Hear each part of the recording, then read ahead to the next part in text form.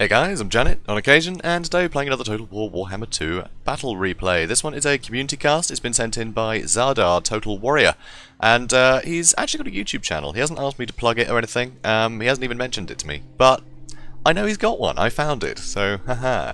So guys, I'll link it in the description. He does a load of, he does some quick battles, but he does mainly a load of campaign stuff. But not just for Warhammer. He also does some sort of Rome 2, and I think some Attila as well is in there, and some modded like total conversion campaigns and things. He does, yeah, a lot of stuff, so go check him out. So and tell him I said hi. So guys, here you can see he's playing as the Empire, and he's against the Tomb Kings, which is a rough matchup. This is very tricky matchup. So here he's got a load of halberdiers in the front. These guys will be able to kill basically any infantry that the Tomb Kings can field, but they'll also be good against sort of the larger constructs. They still are a little bit weak to getting trampled because they're state troops at the end of the day, and they don't have the best longevity. But the halberdiers will do pretty well. Also in the back you can see he's got a load of handgunners, so he's got 3 units of handgunners, which will help kill the big monsters. He's also got Shadow Wizard, so that's going to be very useful for enfeebling foe and that kind of thing. So he's also got Penundral Pendulum and Melkoth's Mystifying Miasma as well for that, damage and slowing, which would be really useful. Also, you can see he's got 2 great swords in the back. These guys would be great at dealing with any sort of tomb guard, any elite infantry. But they've also got armor piercing, so they should do okay against some of the bigger things. I think 2 might be a bit much, honestly, just because, it's the big constructs that can be scary. He won't have much of a problem with the infantry. So, yeah, I'd probably brought more halberds, maybe, even more handgunners, I don't know, maybe a cannon, I'm not sure. But I think 2 great swords seems like a lot, but we'll see. So he's also got some spearmen on the side, so just good, cheap, sort of, in case he's got sort of skeleton horses and things, he can just throw the spearmen in the way.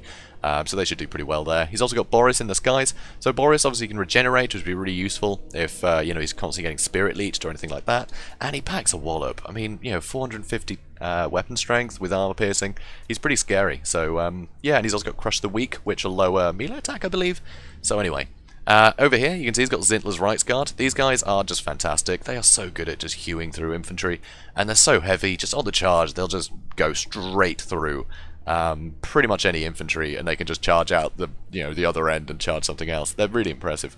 So really good in this matchup if they don't get sort of shot to pieces by Shabtu great bows or anything. And over here, finally, you can see he's got 2 Outriders. So the Outriders are really useful in this matchup, because if there are any big constructs, which are basically the only things that are quick enough, really, to catch the Outriders, you can just split them off in different directions, have one unit shoot with their armor-piercing missiles, and the other one can run away, and, swap as you need to. So these guys will be really good. So over here, you can see the Tomb Kings. They've got a front line of skeleton warriors. So these guys aren't going to be much of a hassle, but it's nice to go wide, because you can see he's got a lot of ranged units back here. So he's got the Blessed Legion, and he's got 2 other skeleton archers.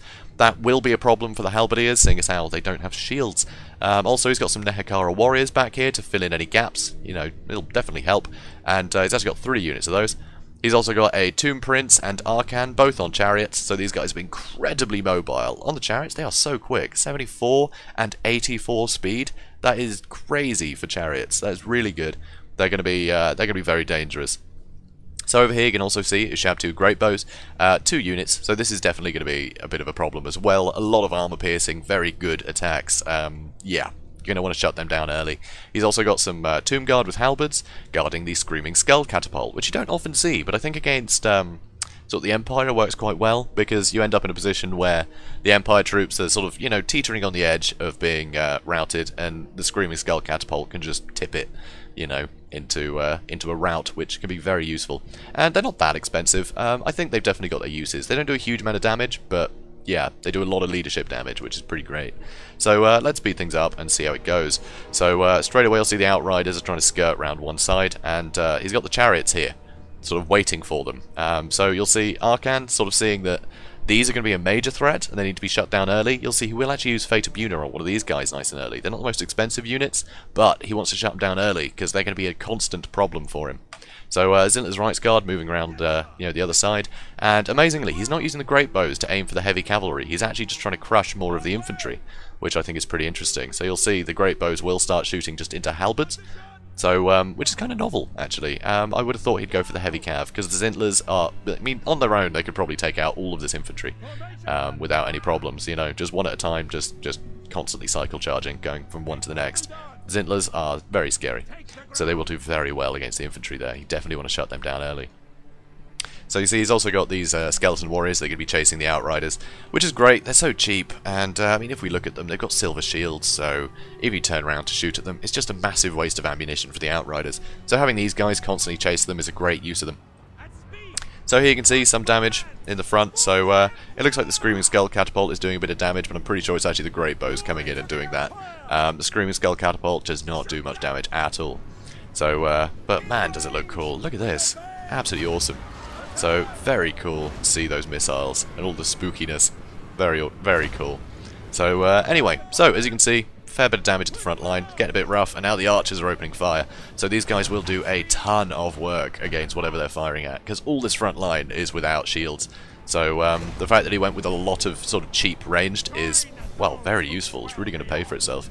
So over here you can see the Outriders did get Fated Unit, and they've almost been completely wiped out. So already routed just from one spell cast, which is pretty insane. And the Tomb Prince is going to chase them around for a little while. So now the Halberdiers are getting into combat, and they will actually win against Skeleton Warriors quite happily. But these guys did get routed just from the the weight of missile attacks here. So Zintler's going for a rear charge, and it basically wiped out that unit. It's going to do more damage to this one. And at this point, I would have probably tried to get into the Skeleton Archers already. Just these guys need to get shut down. Probably more so than the Sharp-Tooth Great Bows, to be honest. I mean, these guys are going to be very formidable, very scary. But I think if you can get rid of these archers, you can spare a lot more of the state troops, and the state troops will be able to bog down the Ushabti very well. So it's pretty scary. And you see here, he is posturing. It does look like he's going to go for these guys. Yeah, it looks like he's going for the Halberdiers, which is definitely bold, but he wants to shut down this Screaming Skull Catapult. I guess he thought it was worth the risk. But seeing as how these guys are doing more damage than the Catapult, I think it's worth just hitting them and wiping them out quickly. So, still got these Outriders running away from all this nonsense. These Outriders have come back. Boris has been waiting for a good chance to come in and strike. And you see the... yeah, that wasn't actually too bad. Zintler's Right Guard did do some pretty good damage against the Halberds, and a little bit to the Screaming Skull Catapult. It's still going to be firing, but it's pretty formidable. Arcan is basically just run in the middle and is just using his chariot to run down, infantry, which is definitely a good use of him, because frankly, he can do that all day. It's not really a problem. So, and here you're getting that classic Empire bug of the handgunners wanting to show the enemy their handguns rather than actually shooting at the guy, which is just awful. So yeah, like 5 of them just managed to get a shot there, but it's pathetic. They really need to fix that. Handgunners are just so gimped. So Penundral Pendulum comes down, almost wipes out the Blessed Legion, which is great, because the Blessed Legion are very scary. So here you can see Boris is under a lot of missile attacks here, and the Ushabti, even in melee, they do have good armor piercing, so that is going to hurt. That is going to do some damage in melee, so you've got to watch out for that. But, Boris seems to be doing okay. Over here, Arcan, he'll be great against these great swords. He should probably be charging from one to the other a bit more often, rather than standing still. But, yeah, he will do a lot of work. So here you can see the Tomb Prince now has sort of given up chasing, and, yeah, the Outriders are turned around and doing a load of damage to him now. Because the Outriders will stack, that damage will add up very quickly. So here, Melkoth goes down on the Tomb Guard, which is good to get some extra damage in there, but also slows them down so they can't keep chasing the units off. Unfortunately, Arcan is chasing the Grey Wizard, which is, going to be very rough for the Grey Wizard. He can't outpace him here. So he's going to get chased off. And Boris did break as well, so there's not a lot of leadership anymore. But luckily, the handgunners are unmolested at the moment, and they should be able to get some good damage into these guys. So, and it looks like the archers are getting pretty wrapped up. The Outriders have actually charged in just to try and stop these guys firing for a while. But, one unit of Ushabti here, the summoned one, came in. That's, I think, what tipped, the battle against Boris in their favour. But they're pretty much dead now. But he needs to get out of there, because even with that much health, if they charge, they will do a lot of damage. As soon as they make contact, they will do a ton. See, look at this. A load of damage already. So, even with that haggard group, it's routing those guys. So that's pretty dangerous. So he really needs to run away from them. So Zintler's still doing some great work. You see he'll finally come in and take out the Screaming Skull Catapult. But I probably would have done a quick charge into these Skeleton Archers just to finish those units off. Because as you can see, they're all firing into the Zintler's Right Guard. So over here, Outriders are coming back in. And this is crazy, isn't it? Just the amount of routing and rallying going on. It's pretty amazing. There's a lot going on in this battle. So you see the Outriders here trying to get some shots into the Ushabti, which is what they really want to be doing. You really want to get some armor-piercing damage on these Ushabti and get them, try and kill off as many as you can. So Boris has come back in with Deadly Onslaught proc, so he'll be able to do some massive damage on the charge here. Should be able to take out some of these Ushabti. Now Zintlers are charging in, getting back onto these skeleton archers, which is great news because you don't want them constantly firing at Boris. They don't have a lot of armor piercing, but they still have a lot of numbers. So even if it's one armor piercing per shot, it's going to add up. So you definitely want to stop that happening. Over here, it looks like the Grey Wizard did come back, and Arcan is headed back into the fray here. It was pretty lucky actually that Arcan kept chasing, because that Grey Wizard was not worth Arcan being out of the fight for that long. So here you can see a load of the infantry coming back. He's got some handgunners coming back. These great swords are still going. Boris here is getting really bogged down, but he can get in the air and start healing again, which is good. So that's what's nice about Boris. He will just heal on his own. You don't need to bring a life wizard. You can just get him in the air again, and he'll keep his health up, provided he doesn't get caught out. Because this is pretty rough. You know, he's definitely taking a lot of punishment here. But these Ushabti have been held down for a long time. They're taking a lot of damage. And a lot of this infantry is getting finished off. Amazingly, these skeleton archers are still going, which is absolutely insane. These Tomb Guard with halberds are still going, this Tomb Prince is still going, and that Tomb Prince will be very dangerous here. He's going to be very good for routing off these handgunners, because this infantry cannot catch him. So if he was bogged down against these guys, maybe they'd have a chance, but yeah, with his mobility, there we go, another handgun is shattered. So Boris is going to come in, try and do some damage, and it was at this point that, the Skeleton Warriors finally caught up. So he's going to try and destroy them. And you see he's sending all of his infantry after the halberds. And actually, I would have kept these guys fighting the Tomb Prince, just make sure that Boris wins. You know, make sure he doesn't take as much damage. But here you see the great swords do get dragged in, because the Tomb Prince, once he's below 50% health, he can proc that curse that he has, which will rampage nearby units, which is very scary, because it will also lower their melee attack a lot. So these guys don't have a lot of melee attack fighting the Tomb Prince anymore. But luckily, he does have some handgunners that are still firing. It's only 15, but Tomb Princes are quite fragile. They will take a lot of damage here. And now the curse has worn off, it's not going to be long before he gets crumbled. So even with that 44% physical resist, I don't think that's going to be enough to save him. So that Tomb Prince will go down pretty quickly. Also over here, all the infantry charged into these Tomb Guard with halberds, but they are already so damaged. So here, it looks like Zintlers were gonna charge in, and I think they should have done. I know they're injured, but that charge might have been enough just to, keep these guys in the fight, make them think they're winning. And it would have also done a lot of damage to the Tomb Guard on the charge, because while they're in combat, they're not braced, so they're not going to have that charge defense. So that might have been enough to finish them off. So also over here, you can see Arcan has come back in, and he's helping just finish off these units, which is very rough. They're not going to be able to come back if they're being chased around by Arcan.